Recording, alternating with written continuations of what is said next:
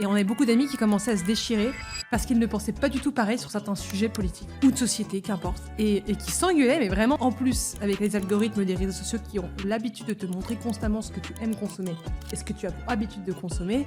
En fait, tu t'enfermes très très vite dans des bulles idéologiques. On parle souvent des aides publiques. Le dernier chiffre qui est sorti, c'était 211 milliards d'aides publiques aux entreprises. C'est marrant, moi j'ai plus l'impression qu'on nous prend de l'argent plutôt qu'on nous en donne venant de l'État. Moi ce que j'aime pas en France, c'est qu'on pousse les gens à réussir. On dit que c'est injuste parce que les gens n'ont pas les mêmes droits, etc. Mais quand les gens réussissent, qu'importe d'où ils viennent, on leur crache à la gueule. J'ai vécu en Suisse, j'ai vécu en Angleterre, c'est pas du tout la même manière de faire. Beaucoup de riches, s'ils restent aujourd'hui en France, c'est simplement parce qu'ils aiment le pays, qu'ils veulent pas le quitter. C'est pas parce que partie fiscale est hyper intéressante. Pour moi, il faudrait mettre un gestionnaire, un entrepreneur à la tête du pays. Tu as cofondé un média groupe qui s'appelle Le Crayon et aussi une agence Le Surligneur. Le Crayon, c'est un groupe média de plus de 6 millions d'abonnés tout confondus. On a un gros média de débat qui s'appelle Le Crayon qui est devenu leader sur le domaine. En fait, le concept, c'est qu'on fait des gros débats de société où on reçoit tous les courants de pensée, tous les bords politiques. Et l'idée, c'est de mélanger des gens qui se seraient jamais rencontrés en temps normal. Bienvenue dans Cut the Shit, le podcast où on parle d'entrepreneuriat sans filtre et sans bullshit. Aujourd'hui, on accueille une entrepreneur qui a bouleversé et bougé les codes des médias. On accueille Sixtine. Bonjour. Bonjour. Merci de m'accueillir. Puisque c'est vrai qu'on est... C'est un peu bizarre, on est chez vous. Oui, c'est vrai. Voilà. C'est vrai que c'est les studios du Crayon, mais bon, on est quand même ravis de... Je suis quand même ravie d'être accueillie. Bref, on se comprend. On s'accueille mutuellement. c'est bien cela. C'est très bien. Oui, donc Sixtine, est-ce que tu peux nous parler un peu de toi, nous parler du Crayon et comment cette aventure a démarré? Bah alors, le Crayon, donc on est un groupe média digital où en gros on a deux gros médias. On a donc le média Le Crayon, même si le groupe s'appelle comme ça aussi, qui est le média leader sur le domaine du débat. On fait des gros débats de société où on reçoit tout le monde, tous les courants de pensée, tous les bords politiques, toutes les religions. Et en fait, l'idée, c'est que le constat de départ, c'était qu'autour de nous, on avait énormément d'amis. C'était un peu de temps après les Gilets jaunes qu'on a eu l'idée de monter le Crayon. Et on avait beaucoup d'amis qui commençaient à se déchirer parce qu'ils ne pensaient pas du tout pareil sur certains sujets politiques ou de société, qu'importe. Et qui s'engueulaient, mais vraiment, moi je voyais ça en cours, qui s'engueulaient, mais à cause de ça. Et moi je leur disais, mais les gars, c'est pas grave, c'est pas parce que vous n'avez pas les mêmes amis, enfin, on ne vous demande pas d'être d'accord sur tout. Au contraire, ce qui apporte de la richesse dans une amitié, dans une relation, c'est le fait de ne pas être d'accord sur le même sujet aussi. C'est ça qui est sympa. Oui. Et les gens s'engueulaient vachement. Et en fait, on a aussi réalisé qu'en plus, avec les algorithmes des réseaux sociaux qui ont l'habitude de te montrer constamment ce que tu aimes consommer et ce que tu as pour habitude de consommer, en fait, tu t'enfermes très très vite dans des bulles idéologiques et des bulles algorithmiques. Et on s'est dit, il faut absolument lancer un média qui en fait reçoit tout le monde. Donc ça peut chatouiller, ça peut énerver certains, parce que du coup, chez nous, tu vois des gens que tu n'as pas envie de voir ou que tu n'aurais pas aimé voir ailleurs. Ouais. Mais au moins, ça te pousse à te pousser dans tes propres retranchements, parce que si tu penses quelque chose sur un sujet, mais que tu n'as jamais de contradiction, toi-même, tu ne peux jamais avoir un autre point de vue et pouvoir challenger tes propres idées. Et en plus de ça, on estime que dans une démocratie, la manière la plus saine pour réunir les gens et de jouer en collectif, c'est de débattre, c'est d'échanger. Totalement. Mais les gens n'ont pas d'espace pour échanger si déjà à la base, ils se font des caricatures sur le camp, entre guillemets, opposé par rapport à leurs idées. Donc c'est comme ça que l'idée du média est arrivée à la base. Puis on a développé une grosse agence en parallèle qui s'appelle Le Surligneur. On fait 3 trucs. Du personal branding sur les réseaux sociaux et en relations presse, de l'influence en faisant des grosses campagnes d'influence pour connecter les entreprises avec les leaders d'opinion et du coup la jeune génération, et parfois sous forme d'événementiel aussi. Et le dernier, c'est de la création de contenu, donc en fait on crée le média des entreprises sur les réseaux sociaux. Et puis on a racheté il y a 2 ans, en faisant une petite levée de fonds auprès de 25 business angels différents, les Pépites de France, qui est le plus gros média sur le domaine du tourisme, l'art de vivre, le savoir-faire à la française.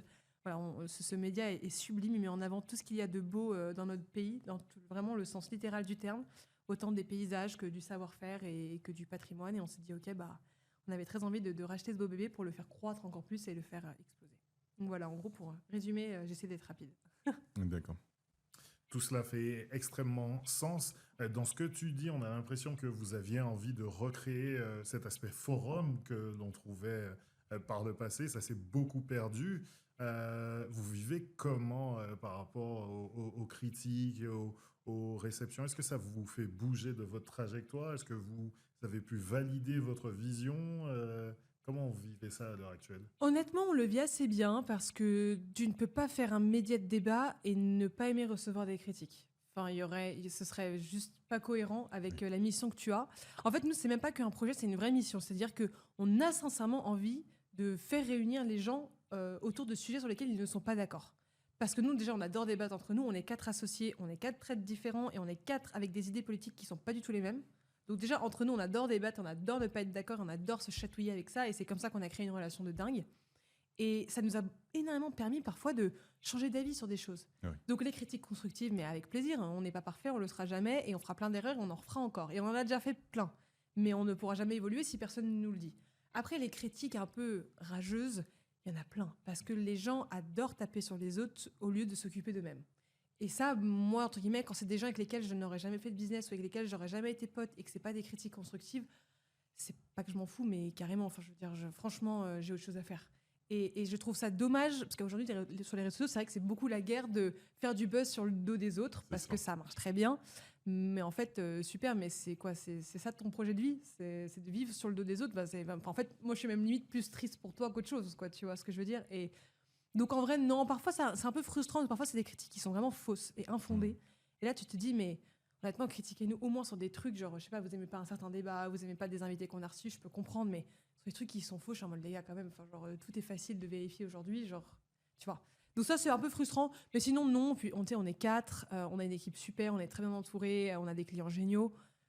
Franchement, pour que ça nous embête, il faut vraiment y aller, quoi.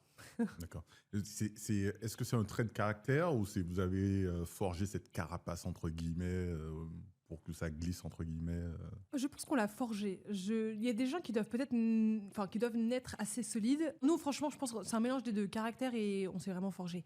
On est 4, moi j'ai monté la boîte avec mon frère. On a tout construit de A à Z. On a vu la boîte évoluer, on a vu la boîte se construire avec une équipe et des gens géniaux qui sont partis, d'autres qui sont restés, d'autres qui sont là depuis le début. Donc en fait, je pense que ça te crée une vraie carapace qui te protège en fait de quasiment tout, honnêtement. Ok. Je rebondis sur ce que tu as dit. Vous avez vous avez créé la société à 4, notamment également avec ton frère, Valent. Comment c'est de travailler en équipe et de travailler aussi avec son frère, en fait? C'est Un sujet de famille. Ouais, donc, je vois ça. Moi, personnellement, je sais pas vous, mais moi, ça a été la meilleure décision de ma vie. J'ai un autre frère aîné que j'adore, mais avec lequel je ne pourrais jamais travailler. Par contre, avec Valorant, si. Donc, en tout cas, moi, c'est vraiment un truc que je dis souvent aux gens, c'est quand vous pouvez avoir l'opportunité de bosser en famille et que vous savez que ça peut bien se passer, que vous allez être ravis de vous voir tous les jours et au contraire, ça va pas être énervant, faites-le. Parce que c'est une confiance absolue et aveugle. C'est quelqu'un que tu connais parfaitement, à qui tu n'as aucun problème de montrer tes failles, qui joue hyper collectif, qui n'a aucun problème à pouvoir te dire les choses en face. Vous pouvez faire des rendez-vous à deux. Vous êtes trop fort parce que vous savez exactement comment gérer, comment communiquer sans même avoir besoin de parler. Enfin, c'est une relation qui est géniale quand tu bosses avec cette personne. Enfin, moi, quand je bosse avec mon frère, je trouve ça génial. Je pense que c'est pareil pour vous. Mais surtout, ça a un peu inculqué les valeurs de la boîte. C'est-à-dire que notre manière de faire, on est devenu pareil avec nos 2 autres associés, alors que ce ne sont pas nos frères à la base, mais en fait, c'est devenu un peu pareil aujourd'hui. Parce que non seulement on est très proches, mais en plus, on a des gros caractères, on a des grandes gueules, donc on a un peu imposé notre manière d'être, mais qui en fait est une manière d'être hyper collective, et du coup, toute la boîte est vraiment obsédée par ça. Du coup. Donc, en fait, ça a apporté beaucoup de bien. Mais moi, je recommande à tout le monde de le faire. Je ne sais pas vous comment ça se passe, mais... Nous, ça se passe aussi. Et, pour la petite anecdote, en venant, on avait un autre rendez-vous. Et je n'étais pas trop content parce qu'on était en train de déborder. Et du coup, comme d'habitude, c'est moi qui ai gueulé. Et j'ai dit à Yoann, bon, on y va maintenant. On ne peut pas être en retard. Donc oui, on est dans... C'est moi qui finis par être en retard. Comme quoi. Pas de souci.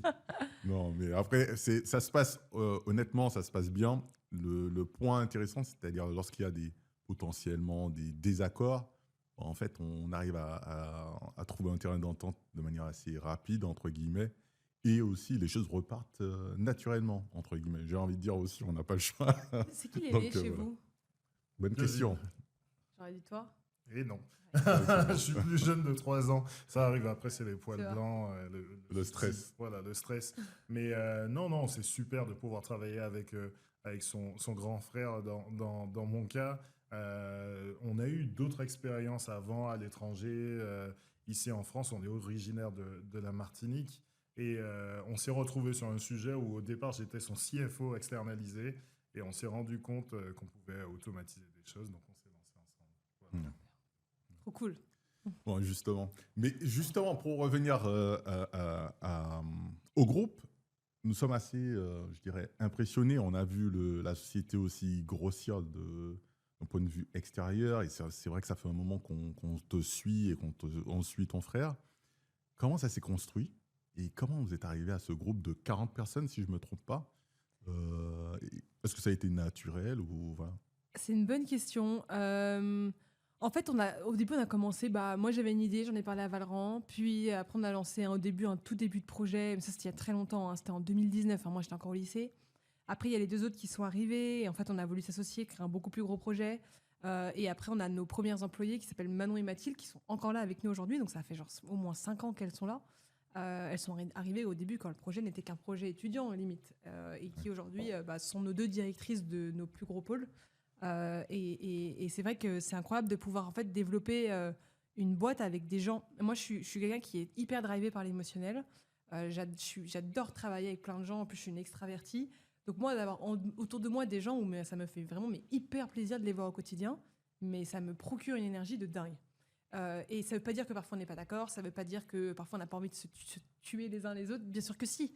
Mais c'est aussi ça qui est génial, c'est que ça crée pas une famille, c'est pas le bon mot parce qu'on devient une vraie entreprise, même si au début on avait plus un mood de famille, mais ça crée un vrai collectif. Et en fait, au fur et à mesure, on a fait plein d'erreurs de recrutement, on a fait des recrutements hyper réussis. Il y a des gens qui sont partis, il y en a qui sont restés, il y en a d'autres qui sont là depuis que je les cite pas, mais il y en a qui sont là aussi depuis 3 ans. Donc en fait, c'est ça qui est génial, c'est de voir que tu construis une aventure avec des gens où ils se rappellent aussi qu'au début on a commencé dans un mini appart qu'on nous prêtait comme ça. Enfin, tu vois ce que je veux dire? C'est là aujourd'hui, quand on a changé de bureau, parce que ça fait une semaine qu'on a changé, qu'on a pris les nouveaux bureaux.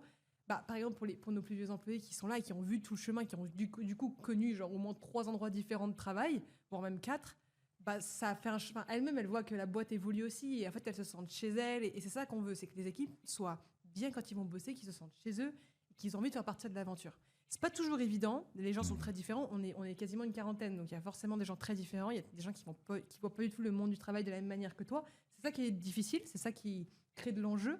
Et c'est d'ailleurs ça qui est l'un de mes plus gros enjeux au quotidien aujourd'hui, c'est vraiment de recruter et de gérer le mood de l'équipe. Mais c'est pas évident. C'est pas évident. Mais ça reste une aventure quand même géniale de faire ça. Ok. Et est-ce que pour toi, est-ce que dans le groupe, est-ce que c'est le crayon qui drive la société ou pas du tout? Au contraire, est-ce que À la base, oui. Aujourd'hui, on essaye de faire en sorte que chaque, entre guillemets, BU, donc business unit, se gère elle-même et avance elle-même. C'est-à-dire qu'en fait, la visibilité du média nous donne énormément de crédibilité et permet de toucher beaucoup de gens qui, du coup, a permis à l'agence de beaucoup plus facilement émerger. Et en fait, après, on essaie surtout de chacun représenter en fait, une partie de la boîte. Moi, je représente beaucoup l'agence, principalement sur LinkedIn. Antonin, mon associé qui gère le média, il va beaucoup plus gérer la partie le crayon et donc parler beaucoup plus des émissions qu'il fait. En fait, on va chacun plutôt avoir une stratégie de communication qui va être orientée autour de nos activités au quotidien. Mais oui, à la base, évidemment, les médias et les communautés drivent évidemment tout le reste derrière. C'est le but. Okay. Et en termes de croissance, on a parlé de votre croissance. Il y a eu de la croissance, on va dire, organique. Et vous avez fait ce que beaucoup de boîtes en France hésitent à faire. Vous avez fait une croissance externe, une acquisition aussitôt. Comment ça vous est venu au-delà du fait d'aimer ce que les pépites de France fait à l'heure actuelle? Comment ça vous est venu d'aller directement vers une croissance externe assez tôt dans le cycle de développement de la société? En fait, j'ai un frère qui est un tout petit peu hyperactif et qui a 15 000 idées à la minute. Et donc, moi, j'arrive à le rester, à le cadrer et à le rester focus sur certains trucs. Mais lui, il avait très envie ça le chatouillait vraiment de vouloir racheter un autre média. Okay. Ça le chatouillait et il savait pas encore lequel et pourquoi et comment, mais juste il voulait commencer à avancer, à faire un autre truc. Et là, l'opportunité de racheter les Pépites de France s'est présentée parce que l'un des 2 fondateurs est un mec qu'on connaît bien et qui nous a dit, écoutez, on pense à vendre, est-ce que ça pourrait vous intéresser? Parce qu'il avait, je pensais, échanger avec Valran et Valran avait dû lui dire qu'il était chatouillé de faire autre chose, de racheter un autre truc en plus. Et c'est comme ça que c'est venu, c'est là qu'on s'est dit, ok, alors levons des fonds pour racheter cette boîte-là. On est rentable depuis le début, mais on n'avait pas assez pour racheter une boîte à ce moment-là. C'était il y a plus de 2 ans, on ne pouvait pas. Donc on s'est dit, ok, va falloir qu'on lève des fonds, va falloir qu'on trouve des BA. Est-ce qu'on fait avec un fonds? Est-ce qu'on fait avec des BA? Est-ce qu'on fait en financement participatif? Donc c'est la question. Et après, c'est comment on le fait. Il faut qu'on bon, bref, c'était assez compliqué et intense de franchement racheter une boîte. C'est que de la paperasse administrative, mais c'est intense. Franchement, ça prend de l'énergie, quoi, parce qu'il faut que tout le monde soit assez réactif au même moment. Donc, c'est pas évident, mais c'est vraiment venu par pure envie de par pur objectif de vision de mon frère de développer la boîte. Et c'est vrai qu'on aime aller assez vite. Donc, parfois, c'est pas bien, mais parfois, c'est bien. Donc, voilà. Est-ce que ça se développe bien du coup, puisque est-ce que c'est complètement différent du reste de l'activité ou au contraire c'est une acquisition logique selon toi? Un peu des deux. C'est différent dans le sens où c'est assez différent en termes de ligne éditoriale et de contenu. En revanche, c'est très similaire en termes de clients. Les clients qui bossent avec les Pépites de France pourraient très bien bosser avec le surligneur comme avec le crayon. Les équipes ont quand même le même mindset et le même mood que le reste de la boîte, que pour nous c'est une BU comme une autre, donc en fait ça fait partie intégrante du groupe aujourd'hui. Et donc en soi non, ça paraît très logique et en plus la boîte, les Pépites se sont bien développées, le média a bien explosé depuis. On a une application, on a genre 500 000 utilisateurs et quand on l'avait racheté, il y en avait genre je crois 200 ou 300 000, donc c'est quand même bien monté. Donc non, le bébé a bien croît, on a carrément structuré entièrement une équipe parce qu'il y avait juste pas d'équipe. Donc ça, c'était super. Et donc ça fait partie, sans en faire partie. Mais ça reste quand même évident et hyper lié parce qu'on adore notre pays, on adore le fait de réunir et d'avoir un média qui met en avant ce que la France fait de plus beau dans tous les sens du terme. Nous, ça nous convient très bien dans notre vision des choses. D'accord. Est-ce que vous avez une typologie de clients en général dans le groupe ou au contraire, parce que je veux parler de... On aime bien le foot également, donc on a vu la nouvelle avec Paris FC. Je deviens très fan de foot. Donc, est-ce qu'il y a une typologie ou, au contraire, avec la progression du groupe, cette typologie change et on passe sur d'autres types? Il n'y a pas de typologie parce que ça dépend des services que les gens veulent. C'est-à-dire que quand tu fais du personal branding en relation presse ou sur LinkedIn, généralement, ça intéresse aujourd'hui majoritairement des chefs d'entreprise ou des chefs d'entreprise ou des petits leaders d'opinion qui veulent devenir des plus gros leaders d'opinion mais qui ont quand même un projet à côté. Là, quand tu fais des grosses campagnes d'influence, ça intéresse quand même davantage beaucoup plus les grosses boîtes et ça, qu'importe le secteur. Autant secteur bancaire qu'assurance, enfin même des secteurs que tu pourrais dire entre guillemets pas tellement sexy pour le grand public. Et quand tu fais de l'événementiel, c'est pareil, autant les petites que les grosses boîtes. Et quand tu fais passer des boîtes qui veulent faire du brand content sur les médias, pareil, ça peut autant être une boîte petite niche dans l'investissement qu'une grosse boîte dans la santé. Enfin, franchement, toutes les boîtes, on travaille avec tous les types de secteurs, tous les types de boîtes, ça dépend juste des services qu'ils nous demandent. Des services qui sont plus adéquats pour certaines boîtes que d'autres. C'est pour ça que du coup, le groupe, tu peux travailler autant avec les Pépites de France qu'avec le surligneur, qu'avec le crayon. Enfin, en fait, tout est quand même très lié. Oui. D'accord, donc c'est complet, tout est complémentaire en fait. Et j'avais une question également sur la partie investissement. Tu as parlé d'une levée. Après, en regardant ChatGPT, on voit un chiffre, je ne sais pas si c'est vrai. Mais tu as parlé de 25 investisseurs différents, c'est bien cela? Exactement. Est-ce que ça a changé quelque chose dans la culture de la société ou au contraire dans l'activité de la société ou pas du tout? En fait, quand tu lèves avec des BA, c'est du coup des business angels, c'est que tu lèves justement pour avoir des gens qui sont en fait, qui investissent en toi, mais qui sont jamais là. Si tu veux avoir vraiment des gens qui s'impliquent, tu lèves avec des fonds. Parce que là, les fonds, ils te mettent de façon tellement de clauses que tu as intérêt à ce qu'ils s'impliquent. Nous, des BA, en fait, comme on avait un peu attribué le choix d'avoir plein de gens qui voulaient investir, entre guillemets, c'est souvent des gens qui ont mis de la love money ou qui croyaient au projet. Mais en fait, on ne leur parle même pas une fois par an. Déjà parce que le concept d'un business angel, c'est qu'il investit dans plein de boîtes différentes. Donc en fait, il n'a pas le temps de s'occuper vraiment de toi. Et en plus, nous, on ne voulait pas avoir des gens qui s'occupent vraiment de nous parce qu'on voulait juste surtout avoir un moyen de lever de l'argent tout court pour acheter un projet. Et à ce moment-là, on ne voulait pas lever avec de la dette. On n'était pas assez avancé en termes de rentabilité pour le faire. Donc on s'est dit, les business angels, c'est le meilleur moyen de lever sans que sans avoir 40 000 interlocuteurs, mais en n'ayant aucune contrainte. C'est-à-dire que qu'ils soient là, qu'ils soient pas là, ça ne change rien du tout, juste avec le fait qu'on a moins de capital de la boîte. C'est juste ça la différence. D'accord. Puisque je dis ça pourquoi? Parce qu'on voit notamment dans les commentaires, on disait des gens qui disent du coup est-ce que maintenant ils sont plus à droite ou voilà. Bien sûr. Ou est-ce que ça justement dans les commentaires où ils disaient les remarques négatives, est-ce que c'est quelque chose que vous entendez souvent du coup depuis cela ou est-ce que... Un peu parce qu'on a quelques investisseurs un petit peu clivants, dont un on a appris après qu'il avait un sujet politique qui est Pierre-Édouard Sterrin.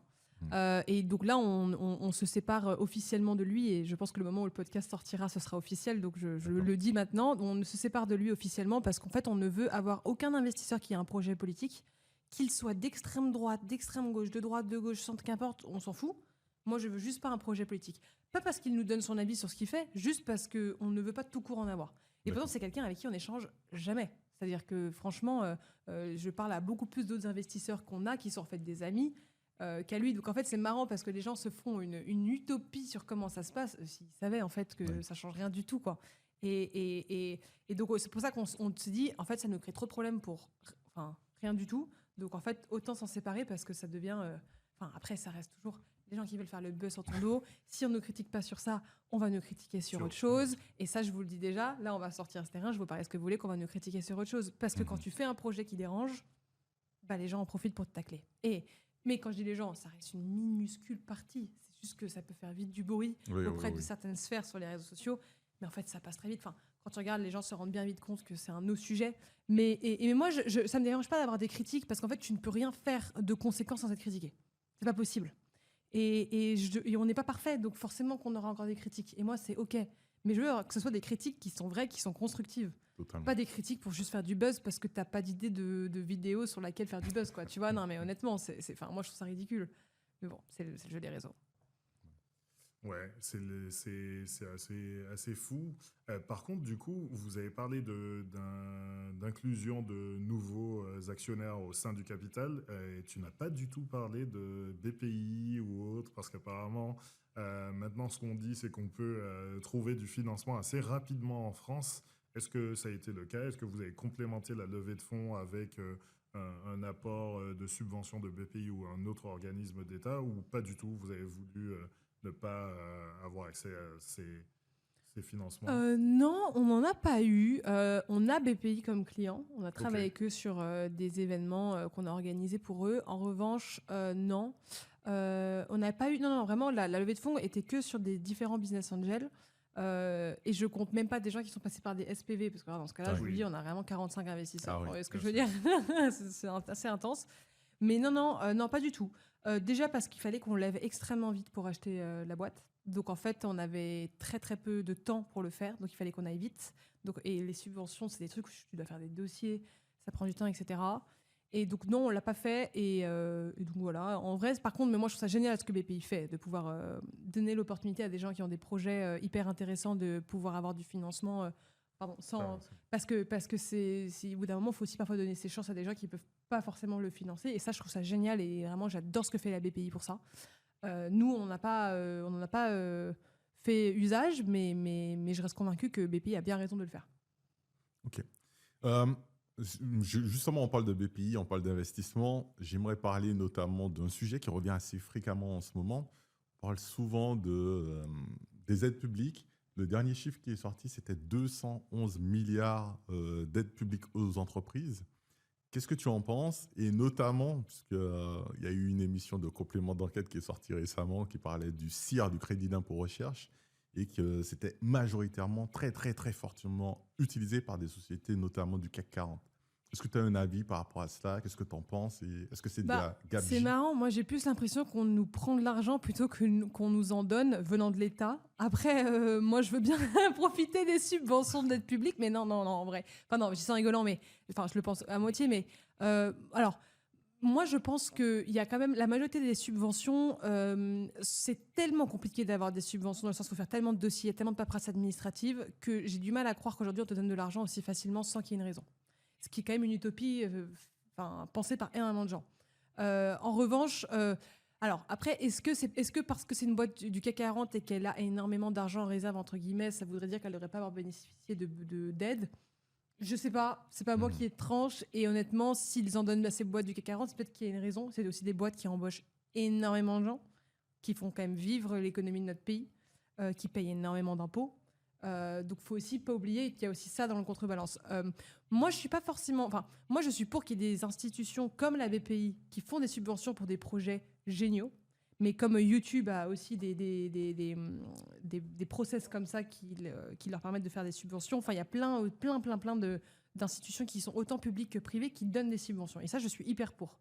Parce qu'il y a plein de gens qui ont beaucoup de projets, qui n'ont pas la chance d'être bien entourés ou qui ne savent pas par où commencer. Et je trouve ça génial. Après, de ne pas le donner à n'importe qui, c'est normal, parce qu'il faut quand même qu'il y ait un minimum de concret. Sinon, dans ce cas, tu donnes de l'argent à tout le monde et ça n'a aucun sens. Mais après, moi, je trouve que c'est pas forcément... En tout cas, si on peut relier ça à la dette, pour moi, c'est pas forcément là qu'il faudrait arrêter c'est pas là qu'il faudrait couper, parce que franchement, je pense qu'il y a beaucoup plus de sujets qui sont liés aux retraites ou à la sécurité sociale qu'il faudrait d'abord traiter, ou même pourquoi pas les gens en ce moment, ça me fait beaucoup rire parce que les gens en ce moment tapent beaucoup sur les bénéfices qu'on donne aux politiciens. Mais en fait, quand on regarde, même si on enlève tout ça, ça change tellement rien. Et les gens font un sujet énorme alors qu'en fait, le problème, il n'est pas là. Le problème, il est sur les retraites, le problème, il est sur la sécurité sociale. Il n'est pas sur les aides que tu donnes aux entreprises. Parce qu'en fait, c'est quand même censé être un investissement. Parce qu'à la fin, les entreprises, elles embauchent des gens qui sont des gens de ton pays et qui payent des impôts. Donc en fait, ça reste quand même une roue, tu vois. Et la roue, t'as beau donner, à la fin, t'inquiète pas que l'argent, il est repris quelque part. Hein. C'est quand même le concept. Par contre, c'est vrai que non, en revanche, les retraites et la sécurité sociale, c'est le vrai sujet. Mais personne n'ose vraiment s'y pencher parce que ça va créer un vrai problème dans le pays. Et aujourd'hui, on arrive à un stade où, en fait, même la Grèce... Même la Grèce s'en sort mieux que nous économiquement, et je pense qu'il y a 10 ans, on n'aurait jamais cru qu'on en arriverait là, quoi. C'est ça qui est fou. L'autre sujet, peut-être tu voulais en parler, l'autre sujet du moment, c'est la fameuse taxe Zuckman. Qu'est-ce que tu en penses? C'est un sujet politique, c'est-à-dire que pour moi, ils ont juste... pour unique but de s'en servir pour faire de la com sur les plateaux de télé.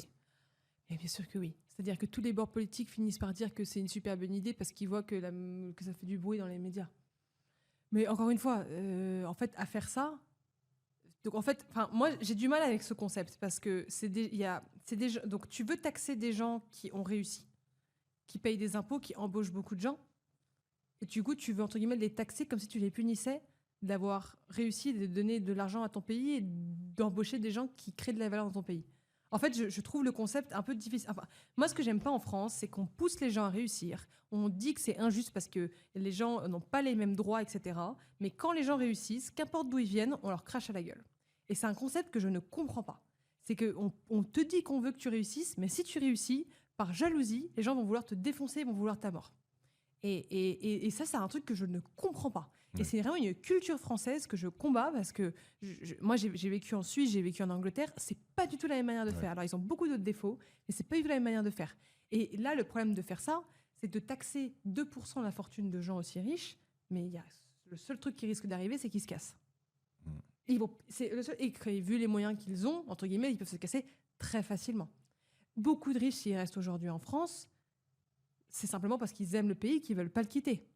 C'est pas parce que la partie fiscale est hyper intéressante. Qu'on soit clair, j'ai vécu dans d'autres pays, je connais beaucoup d'amis qui vivent dans d'autres pays. Fiscalement, on n'est pas du tout le pays le plus intéressant. Hein. Donc s'ils restent en France, au contraire, on devrait faire en sorte qu'ils restent en France. À faire ça, on va vouloir les chasser. Et à la fin, si tu n'as plus de gens aussi riches comme la famille Arnault, mais il y en a plein d'autres, ils embauchent quand même beaucoup de gens. Tu vois ce que je veux dire? Ils payent quand même beaucoup d'impôts. Bernard Arnault, il aurait pu s'exiler en Belgique depuis longtemps. Mais il ne l'a pas fait. Il est ravi de payer des impôts. Il est ravi de payer des impôts, d'embaucher plein de gens. J'en suis sûre. Sinon, il se serait déjà cassé, en fait. Même lui, il le dit.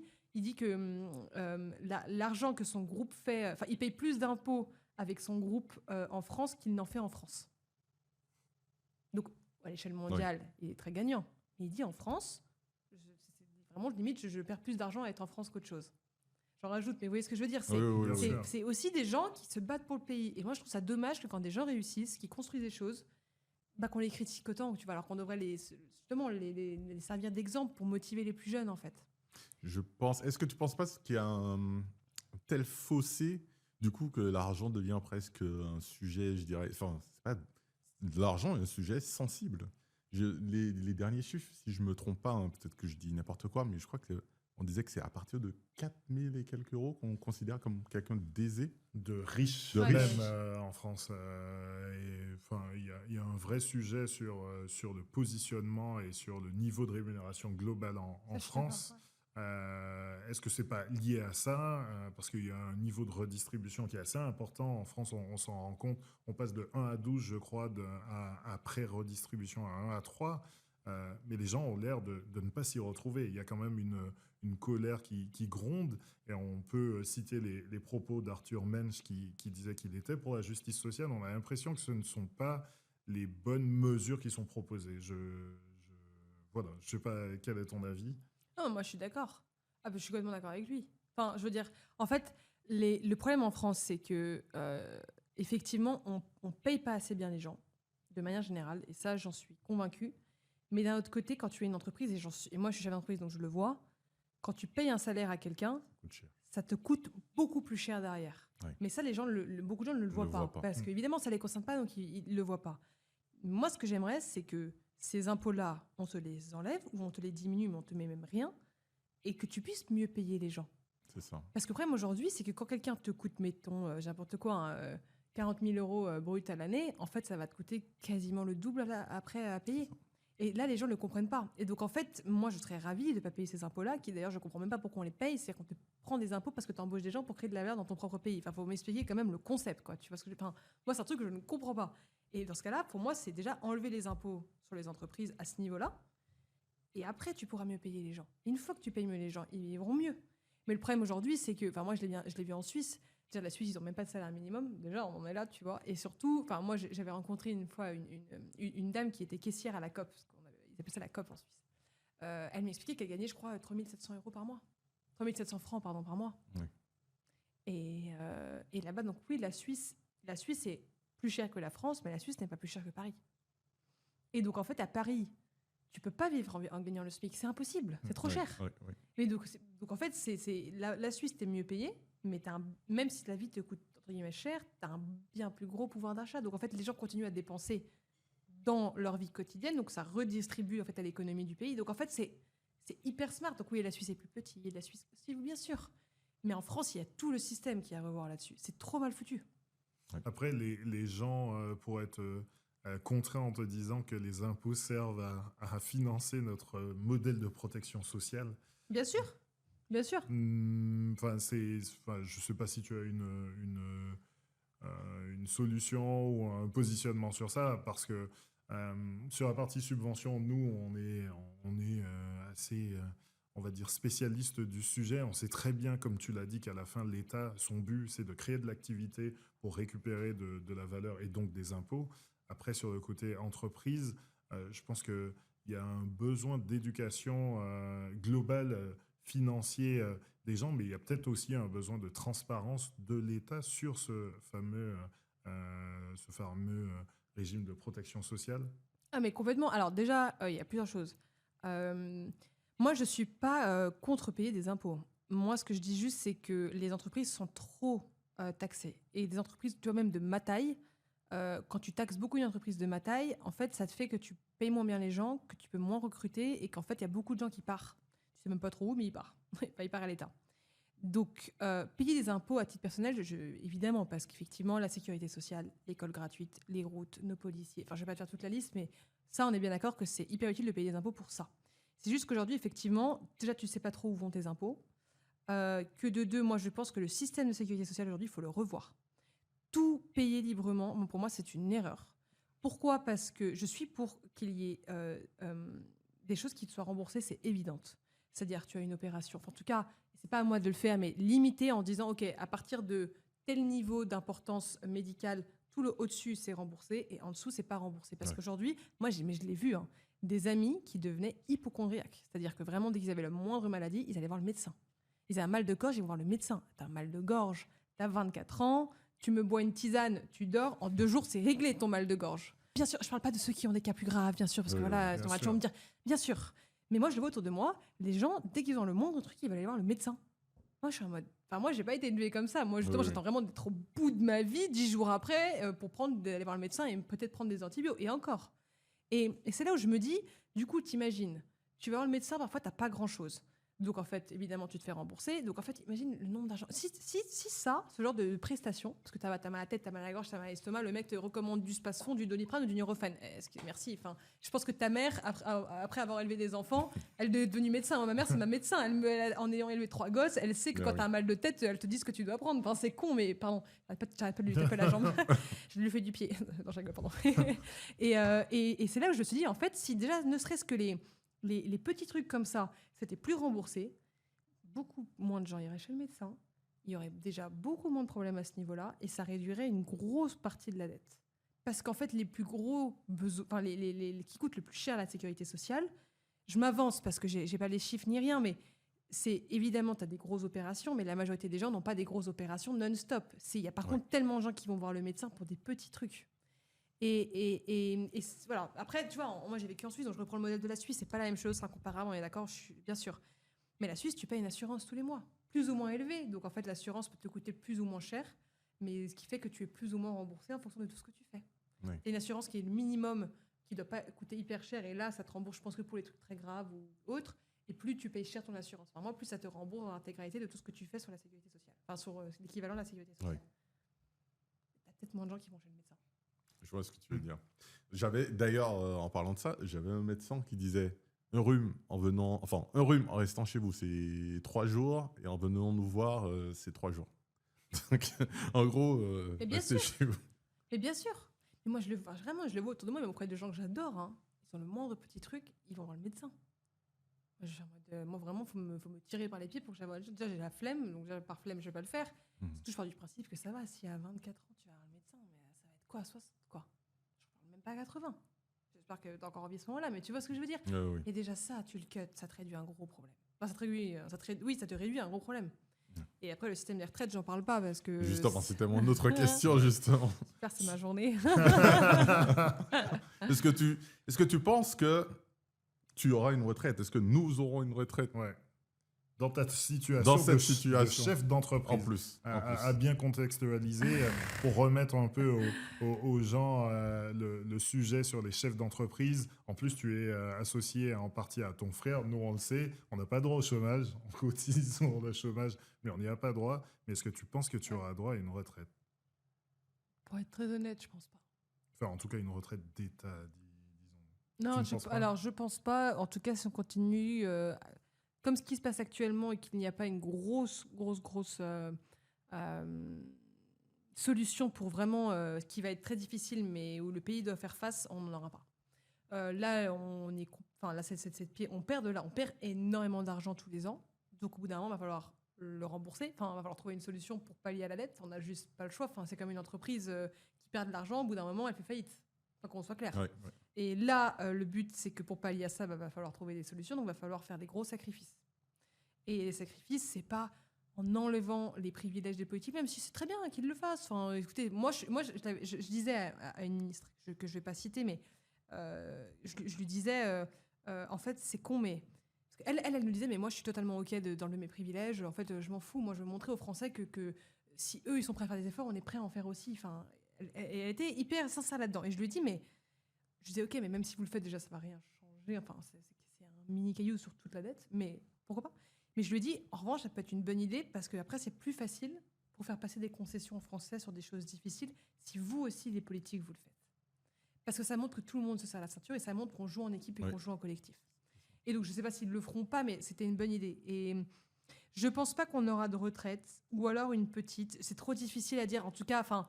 Moi, comme ma retraite, elle est dans très longtemps, les choses auront le temps d'avoir changé 15 fois d'ici là, parce que regarde, ne serait-ce qu'on part là, on est en 2025, en 2008, il y avait déjà une crise. Et on avait réussi à s'en ressortir, on est retombé dedans. Donc ça se trouve, moi, d'ici ma retraite, on aura vécu 5 crises. Vous voyez ce que je veux dire? Oui. C'est difficile. Moi, en tout cas, je ne compte pas dessus. En tant qu'entrepreneur, je ne compte pas sur ma retraite et je pars du principe que je compte vraiment pour développer mon patrimoine en investissant. J'investis beaucoup, je me suis beaucoup éduquée là-dessus et j'investis énormément, mais je ne compte pas sur ma retraite pour vivre plus tard. Ma retraite, je la crée moi-même, je ne compte pas sur l'État. Super. J'avais une question justement. On parle de crise sur l'instabilité politique. 2027, ça a l'air proche, mais c'est encore loin.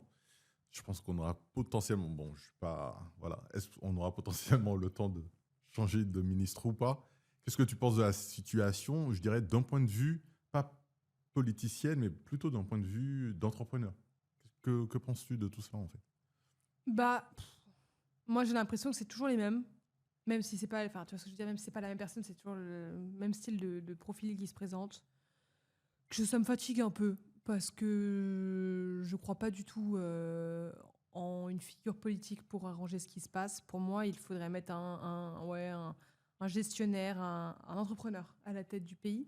Mais le problème, c'est qu'un gestionnaire ou un entrepreneur ne voudrait jamais se foutre là-dedans. Que les politiques, ils sont beaucoup plus là pour leurs intérêts personnels que pour vraiment la croissance et le développement du pays. Donc, en fait, ils pensent beaucoup plus à leur prochaine élection que vraiment réussir à faire quelque chose qui serve au pays. Donc, c'est pour ça que c'est de pire en pire, parce que aujourd'hui, ils pourraient très bien arranger la situation de la dette. Ils le font pas parce qu'ils vont savoir qu'ils ont les gens dans la rue. Mais ok, c'est pas grave. Fais en sorte qu'il y ait des gens. Enfin, je dis pas qu'il faut le faire, mais si j'étais vraiment politique et que je voulais vraiment arranger la situation pour penser à l'avenir de la France et à l'avenir de nos enfants, etc., t'imposes les décisions que tu es convaincu que ça va fonctionner. Ok, les gens sont dans la rue, les gens te détestent, mais en fait, dans 5-10 ans, les gens te remercieront. Et aujourd'hui, il n'y a pas le choix de devoir prendre des mesures radicales et fortes pour arranger cette situation. Et je ne sais pas si c'est vis-à-vis de l'âge de départ à la retraite, si c'est la sécurité sociale. Pour moi, c'est les deux plus gros problèmes. Mais ce n'est pas mon métier. Mais en tout cas, aucun politique, pour moi, ne sera capable d'arranger ça. Donc c'est pour ça que je pars du principe qu'il faudrait avoir un candidat un peu externe pour pouvoir foutre un bon petit coup de bordel là-dedans. Mais je ne sais pas si en France, on y arrivera. Moi, je pars du principe qu'on a 10 ans de retard sur les États-Unis. Trump, à la base, n'est pas un politicien et il a tous les défauts du monde. Il est beaucoup trop too much et extrême sur plein de trucs. Mais il y a un truc qui est cool avec Trump, c'est qu'il a bougé les politiques aux États-Unis. Il a montré que tu n'as pas besoin d'être un politique pour être élu président de la République et que tu peux être très cash, très direct dans ce que tu dis. Tu peux être fou et faire des trucs. Même si c'est pas des trucs bien, entre guillemets. Moi, j'adore pas forcément Trump, mais ça m'a montré qu'en fait, on peut avoir quelqu'un en France qui n'est pas de la classe politique, qui peut diriger le pays. Et c'est le seul truc vraiment bien que Trump a réussi à montrer. Quel chef d'entreprise tu verrais à la tête de l'État? J'aurais bien aimé un Xavier Niel, en vrai. Son nom revient souvent assez souvent. Ces temps-ci. Ouais, un Xavier Niel ou Leclerc. Est-ce que tu penses qu'il pourrait être tenté? J'avais entendu parler non, de je pense trucs, pas. non? Ils auraient trop à perdre à le faire. Quand t'es politique, tu passes tes journées à t'excuser d'exister et à te justifier de ce que tu fais. Donc c'est un peu fatigant, quoi.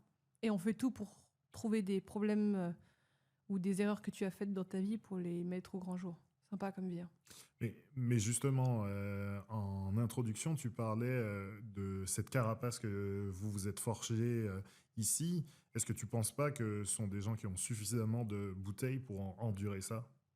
Et justement, prendre ces décisions courageuses. Mais ils auraient complètement les épaules pour le faire. C'est juste qu'ils n'auraient aucun intérêt personnel à le faire.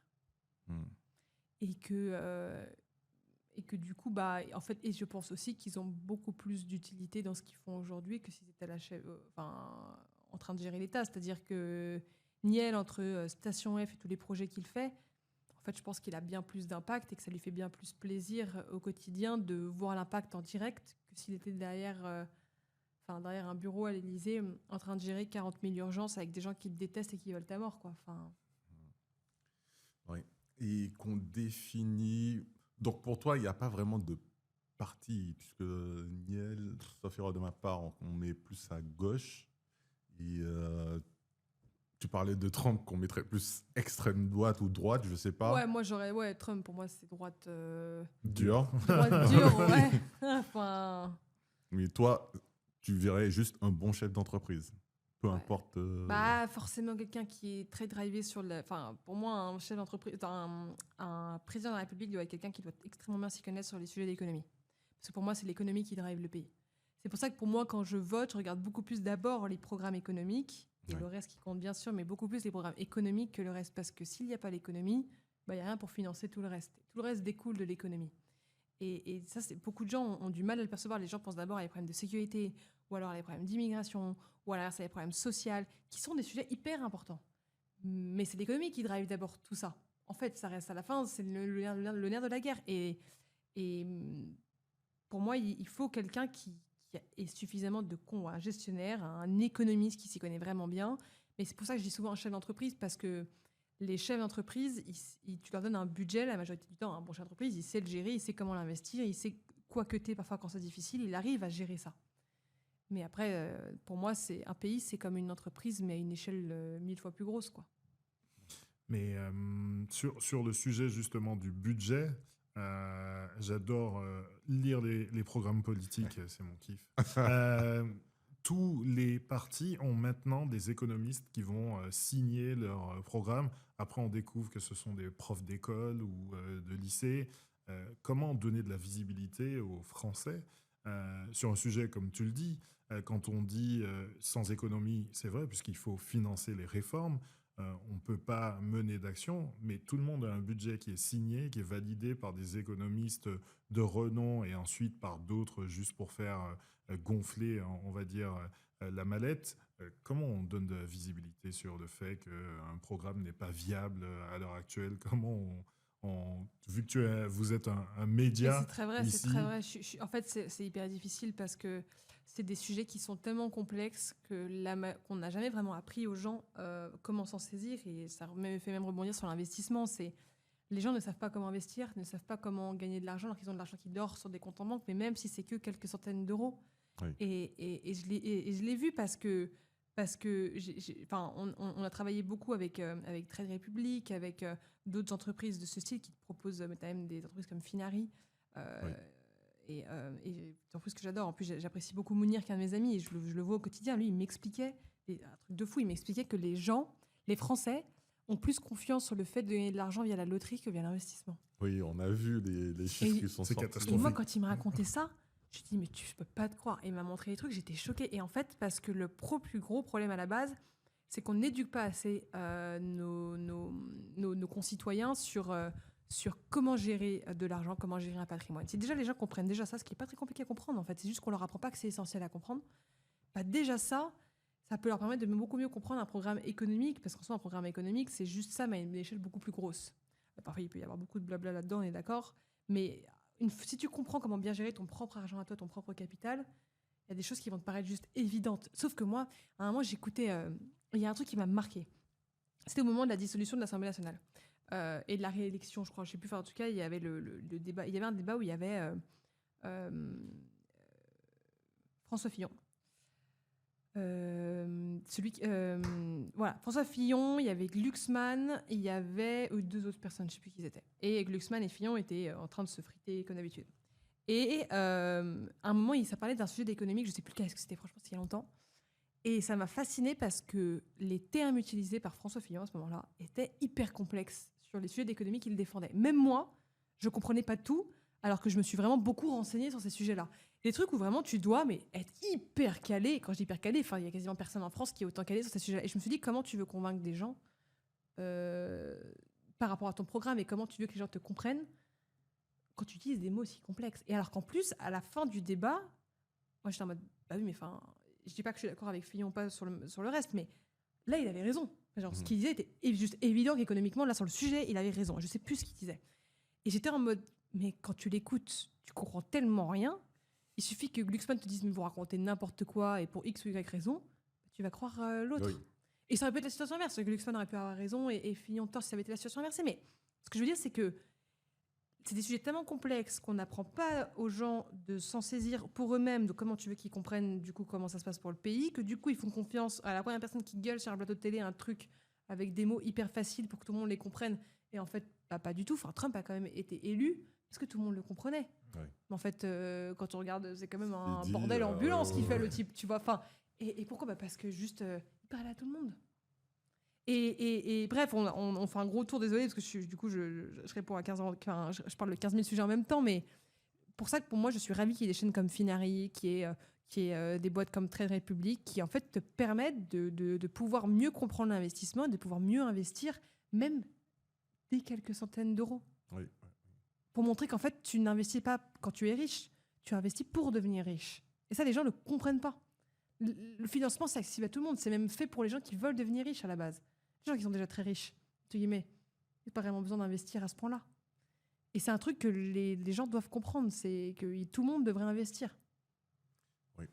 Mais je pense que même le principe du livret A avec le taux qui est super, il faut le dire, hein, super bas du livret A, et des gens qui laissent énormément, bon, c'est capé évidemment, mais les gens qui laissent beaucoup d'argent dans leur livret A, c'est déjà, entre guillemets, je dirais un indice.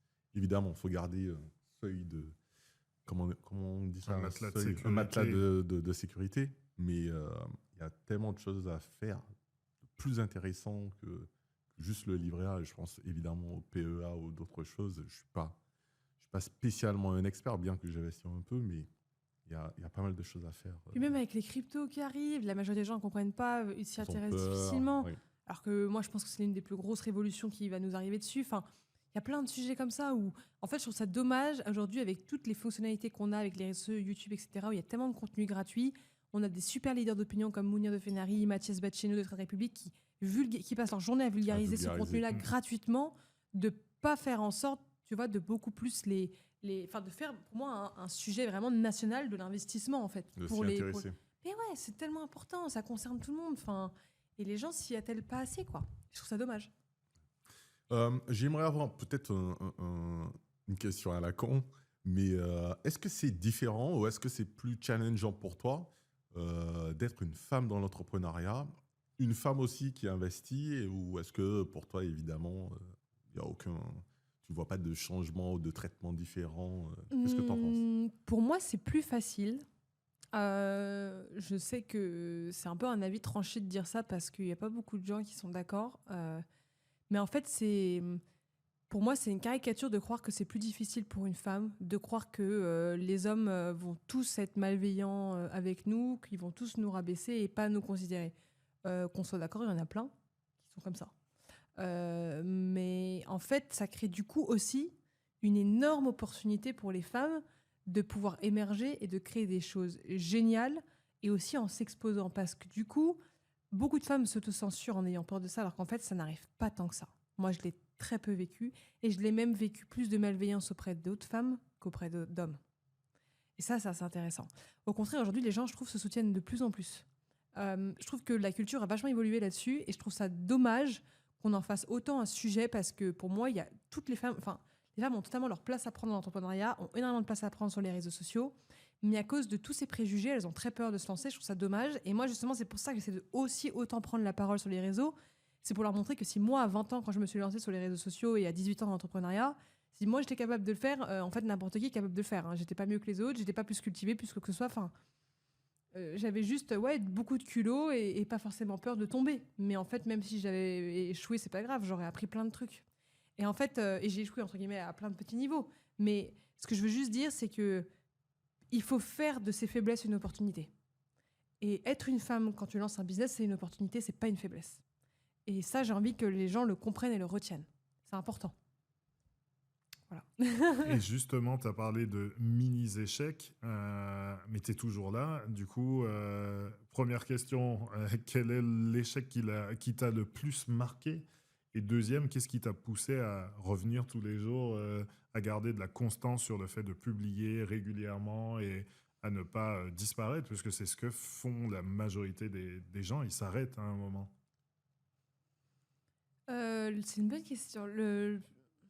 Je sais pas le plus gros échec que j'ai eu. Pas forcément le plus gros, mais le plus marquant personnellement ou collectivement. Le plus difficile, en tout cas, qui risquera de re-arriver parce que c'est normal, c'est les erreurs de recrutement. C'est, je pense, l'échec le plus frustrant parce que tu passes un temps fou à te convaincre que la personne est bien pour la boîte, passer du temps à la former, la faire évoluer, etc. Et pour après avoir un revers de médaille où tu réalises que la personne n'est pas forcément à sa place dans la boîte, ou elle-même le réalise et qu'importe. Et c'est frustrant parce que tu crois beaucoup en une personne qui finalement s'avère pas être la bonne personne pour la boîte. Et c'est pas grave, ça arrive. Mais ça m'est déjà arrivé d'avoir une ou deux personnes qui ont vraiment abusé de ça. Et en fait, je m'en suis beaucoup voulu, moi, d'avoir été trop gentille et d'avoir passé trop de temps à vouloir partir du principe que tu peux aider les gens à vouloir évoluer et à vouloir changer de manière d'être, et en fait, tu peux pas. Et je m'en suis beaucoup voulu d'avoir été, t'es trop gentil parce qu'en fait, tu recrutes des gens. Moi, je suis très émotionnelle, donc j'avais du mal pendant longtemps à être assez dure et rationnelle. J'arrive très bien à le faire maintenant, mais c'était pas évident.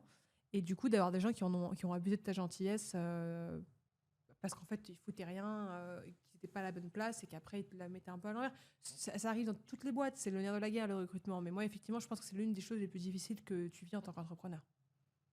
Quels sont, pour toi, enfin pour vous, parce que vous êtes 4, les gros défis pour le groupe? Je crois que c'est vraiment celui-ci. C'est de Mais croître, vraiment, de toujours, ouais, recruter. la franchement, croissance. c'est la croissance humaine. La croissance humaine. La croissance opérationnelle. La croissance de clients, honnêtement, enfin, on est bon dans ce qu'on fait. Les gens nous recommandent facilement. On est très exposés. Donc, en fait, entre guillemets, j'ai envie de dire, cette partie-là qui est très difficile, on montre par le travail qu'on sait le faire et donc ça vient assez facilement tout seul. En revanche, la partie RH, pareil, on a plein de gens qui veulent nous rejoindre et c'est génial, mais ça reste compliqué de... Quand, c'est un truc que j'ai remarqué, et c'est pas forcément chez nous, mais en général, quand tu es un chef d'entreprise de la part des employés, tu es très souvent perçu comme le méchant. Et c'est frustrant de se dire qu'en fait, il n'y a pas les méchants et les gentils, ou il n'y a pas les boss et les employés, c'est une seule et même équipe. Et ça, c'est quelque chose qu'on arrive à faire comprendre à nos équipes, mais tu en as beaucoup qui arrivent et qui ont bossé dans des grosses boîtes ou autres, qui n'ont pas cette même manière de voir le monde. Et j'ai envie de leur montrer qu'en fait, on est une seule et même équipe, et vraiment, c'est de réussir à inculquer tes valeurs au reste de la boîte. Et ça, t'y arrives, mais après, quand tu recrutes plein de gens, il faut continuer à le faire. Mais bon, en vrai, c'est cool, c'est des enjeux excitants, mais c'est pas évident. Est-ce que vous êtes impacté par l'IA? Est-ce que ça bouleverse votre manière de travailler? Ou au contraire, par rapport à ce que tu disais, comme vous avez des difficultés potentiellement à recruter les bons profils, est-ce que c'est un atout justement en gain de productivité? Honnêtement, nous, pas du tout. On est quand même dans des métiers hyper drivés sur les relations humaines, le réseau et des compétences qui sont, même si c'est des compétences que l'IA pourrait faire, ça reste quand même très drivé sur le storytelling et l'émotionnel. C'est comme ça que marche la création de contenu aujourd'hui. Donc l'IA n'est pas capable de te remplacer sur ça aujourd'hui. Peut-être que ça arrivera un moment, hein, j'en doute pas, mais en tout cas, c'est pas encore le cas. Ça nous aide au quotidien, forcément, en ChatGPT ou autre, ça nous est très utile. Mais en vrai, dans les métiers comme le mien, non. S'il y a ses avantages et ses inconvénients. Hein. Avantage, c'est qu'on n'est pas prêt de se faire remplacer. Inconvénient, c'est que du coup, bah, tu peux pas, entre guillemets, avoir des métiers qui sont complètement remplacés par l'IA qui t'auraient fait gagner une rapidité de dingue. Ouais. Mais non. Et côté client, est-ce que c'est un sujet sur lequel les clients vous demandent du conseil sur la communication ou même sur la présentation, sur l'intégration? On sait qu'il y a des catchwords un peu. Pendant un moment, c'était la blockchain. Maintenant, c'est l'IA. Est-ce que c'est un sujet prégnant côté client aussi? Pas vraiment. On accompagne beaucoup de clients dans l'IA parce qu'eux veulent le vulgariser et communiquer dessus. En revanche, pas tellement, pas plus que ça en vrai. Non, franchement, ça s'est assez généralisé. Et eux ont besoin de communiquer dessus. Et comme ils savent que la communication peut pas se faire par l'IA, bah, du coup, ils font appel à nous. Donc en fait, on est plutôt au cœur du réacteur, j'ai envie de dire. Ok. J'ai vu également que sur les réseaux, tu fais pas mal de sport. C'est la boxe thaï, c'est bien cela? Ouais. Est-ce que c'est quelque chose qui est important? Tu fais aussi des compétitions, c'est un peu fou. Donc, Les petits combats, c'est le petit- amateur, d'accord. hein, c'est pas non plus des combats de dingue, mais moi, c'est essentiel de faire du sport aujourd'hui. Je deviendrais folle sinon. Là, franchement, ça te permet de défouler, ça te permet de rester. En fait, ça te crée à la fois une discipline, mais ça, je vous apprends rien parce que j'ai l'impression que vous êtes des sportifs aussi. Ça te crée une énorme discipline et ça te fait travailler ton mental parce que parfois c'est tellement dur, t'as tellement pas envie d'y aller. Le fait d'y aller, c'est con, mais parfois quand j'ai un problème au bureau, en fait, parfois c'est tellement moins dur à gérer qu'une course à pied de l'espace ou un combat de boxe qu'en fait, t'es en mode bon, c'est pas grave. Enfin, tu vois ce que je veux dire? En fait, Oui, oui, t'acceptes oui. beaucoup plus facilement les difficultés parce que t'as dû toi-même te surpasser en faisant du sport. Et surtout pour garder une forme physique, ça c'est hyper important. Donc pour moi, c'est essentiel. Tout le monde devrait faire du sport. Enfin, c'est tellement bénéfique comme drogue. Tout le monde devrait en faire. Est-ce qu'il y a une question que tu aurais aimé qu'on te pose? Et qu'on ne t'a pas posé.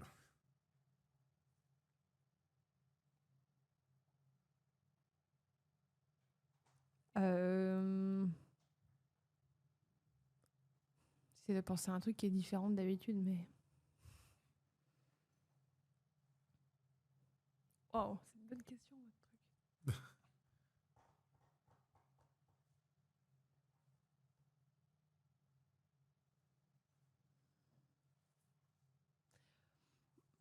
J'aurais pu dire un truc forcément lié sur le personal branding, parce que pour moi, c'est l'une des choses les plus importantes à faire à notre génération, qu'importe le secteur.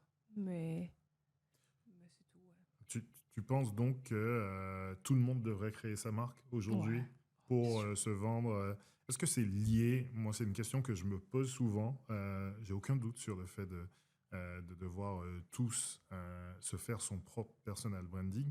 Est-ce que tu penses que c'est lié à l'ubérisation de la société, c'est comme ça qu'on l'appelle, au fait qu'on devient plus des collaborateurs des entreprises avec lesquelles on est, et on peut passer d'une entreprise à une autre et ça donne de la visibilité et donc ça permet de faire ressortir son profil, ou globalement c'est quelque chose qu'il faut faire?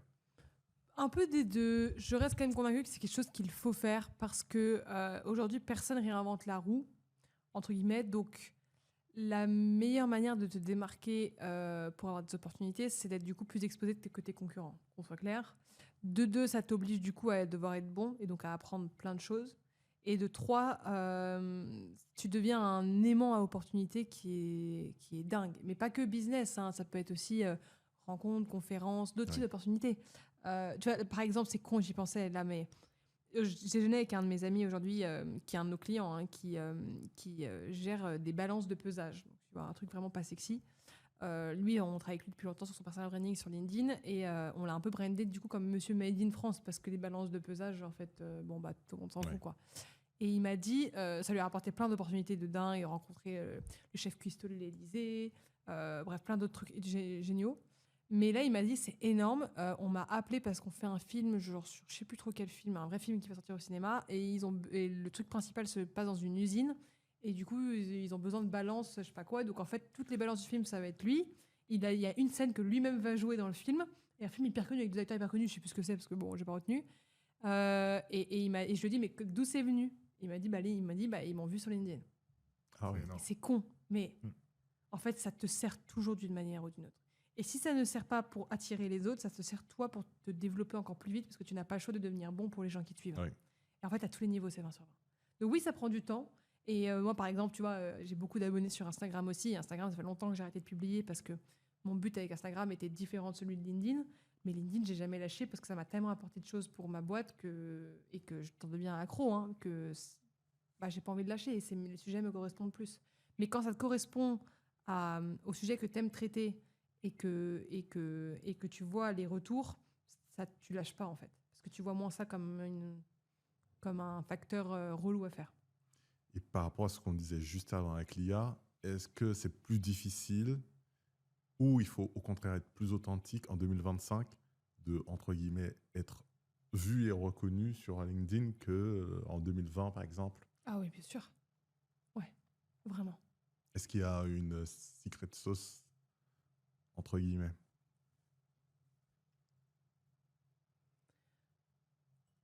Ça dépend sur quel réseau. Enfin, pour se développer, tu veux dire? Ouais, Oui. bah, ça dépend sur quel réseau social. Non, le plus important, c'est d'apporter de la valeur ajoutée dans les contenus que tu traites. Raconter que tu as sauté en parachute ou que tu as perdu ton chien, ça peut être à la fois super pour son parachute ou très triste. T'apprends rien aux gens à part que c'est juste de l'émotionnel. Mais si tu apportes des choses concrètes où tu apprends des choses aux gens et qu'en plus tu ajoutes du storytelling et en plus tu rajoutes de l'émotionnel, tu arrives à capter toujours l'attention de quelqu'un d'une manière ou d'une autre. Soit quelqu'un par la valeur ajoutée, soit quelqu'un par l'émotionnel, soit quelqu'un par le storytelling. Et c'est comme ça que tu arrives à croître sur les réseaux sociaux. C'est en mélangeant les trois. Puis si tu rajoutes en plus de l'authenticité, c'est encore mieux. Et c'est pas si compliqué, c'est juste qu'il faut choper le truc et la manière de faire. Et qu'une fois que tu as compris comment ça marche, ça se fait tout seul. Après, il y a la régularité, etc. Mais en fait, le plus compliqué, c'est juste de trouver ton format qui plaît aux gens. Qu'est-ce que, par exemple, la Sixtine, il y a 5 ans, aurait voulu lire sur tel et tel sujet? Et quand tu te mets dans cette position-là, tu arrives beaucoup mieux à savoir comment tu veux retranscrire le truc et parce que comment tu aurais aimé, toi, le recevoir. Mais après, il n'y a pas de secret sauce qui peut se résumer en 2 minutes, mais c'est de tester des formats et d'innover dessus. Donc peu importe l'algorithme. L'algorithme, c'est les gens. Ça, faut pas l'oublier. L'algorithme, c'est les gens. Et quel média, quel réseau tu conseillerais d'utiliser en premier à l'heure actuelle pour un entrepreneur? Parce que nous, on n'est pas du tout sur TikTok parce qu'on est un peu plus vieux, c'est pas trop notre génération. Il y a plein d'entrepreneurs à Station F qui nous disent, mais allez sur TikTok, j'ai trouvé des clients pro en B2B et B2C. C'est quoi les trends dans ce moment? En fait, ça dépend de la cible que tu touches. Si tu touches du B2B ou du B2C qualitatif, il faut aller sur LinkedIn. Si tu veux toucher du B2C grand public, qui est assez jeune, tu vas sur TikTok, et qui est un peu plus âgé, tu vas sur Insta. Oui, il y aura des exceptions, tu peux trouver des clients un peu partout, mais la majorité du temps, c'est surtout où se trouve la cible que tu veux toucher. Il faut partir de ça à la base. C'est pas une question de de vous, c'est moins votre truc ou pas votre truc. C'est qu'est-ce que vous voulez faire avec le contenu et qui vous voulez toucher. Et là, vous choisissez la plateforme. Il faut d'abord partir de ce postulat-là que de partir de qu'est-ce que vous aimez, qu'est-ce que vous penseriez être à l'aise, enfin, où est-ce que vous penseriez être à l'aise sur quel réseau social, quoi. Ok. Est-ce que je veux dire, j'arrive plus à parler français. Il est tard. Je suis il est tard. fatiguée. Attends. Donc, mais on a presque fini. Oui, j'avais peut-être une dernière question. C'est justement, que dirais-tu? Tu as commencé, ça fait de ma part à 17 ans, c'est ça? Justement, qu'est-ce que tu dirais à des jeunes de 17-18 ans qui aimeraient se lancer dans l'entrepreneuriat? Ou potentiellement, est-ce que tu leur dirais d'y aller, de foncer, rien à perdre, ou de faire par exemple leurs armes d'abord dans des sociétés, dans des grands groupes ou... Non, moi je suis très sur une logique de la vitesse. Chercher la vitesse. Donc, non, foncez. Parce que même si t'es chou, t'auras appris beaucoup plus de choses. Associe-toi avec des gens. Il n'y a rien de plus fort que le collectif. Mais des gens qui sont différents de toi, même si tu t'engueules souvent. Tant que vous arrivez à mettre l'ego de côté, vous pouvez aller loin. Le plus gros danger quand tu t'associes avec des gens, c'est l'ego. Si tu enlèves l'ego, tu peux aller très loin. Et le dernier, c'est de A/B tester ton idée. En fait, t'as pas besoin de beaucoup de moyens et de beaucoup de public pour tester un projet. Avec très peu de moyens, tu peux déjà voir comment ton cercle 1 puis cercle 2 réagit dessus. Et après, tu peux du coup y mettre du temps et ou de l'argent, si tu le peux, pour le faire scaler. Il n'y a pas besoin d'attendre d'avoir des milliers ou millions d'euros pour faire développer un projet. C'est faux. Nous, on a commencé avec un téléphone dans une chambre étudiante. Vous voyez ce que je veux dire? Il n'y a pas besoin d'attendre des subventions de dingue pour commencer. Ok. Et je veux te laisser le mot de la fin. Si tu as une conclusion, si tu as quelque chose à dire. Non, que si enfin, du coup, on a beaucoup parlé d'enjeux de société, je vais rebondir là-dessus, on est en train de vivre une vraie fracture dans notre pays, hein, et pour moi, qui est d'ailleurs de pire en pire et qui a vraiment bien commencé avec les Gilets jaunes et c'est de pire en pire. Et je trouve ça dommage qu'on ait un aussi beau pays et qu'on passe notre temps à le détruire, en fait. Et ça, c'est vraiment une responsabilité collective, hein. Il n'y a pas plus de coupables que d'autres. Et que j'aimerais vraiment faire comprendre aux gens et aux Français qu'on gagnera parce qu'on est en collectif et qu'on est ensemble et qu'on s'écoute, pas parce qu'on se divise. Et je parle même pas des divers conflits qui se passent partout dans le monde parce que ça touche tout le monde, mais c'est de faire comprendre que c'est en travaillant ensemble qu'on va aller plus loin. C'est pas en se taclant dessus et en se divisant. On n'a rien à gagner à faire ça, en fait. Et ça, dans tous les pans de la société, qu'importe le sujet, quoi. Super. Merci beaucoup. pour ton temps et je vous dis à très bientôt. À bientôt. Et n'hésitez pas à liker et à vous abonner pour les soutenir, ça ferait très plaisir. À bientôt. Merci. Yes.